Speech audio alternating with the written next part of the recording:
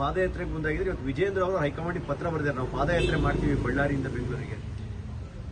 ಅವರು ಪಾದಯಾತ್ರೆ ಮಾಡೋದಕ್ಕೆ ನಾವು ಏನು ಹೇಳಕ್ಕಾಗುತ್ತೆ.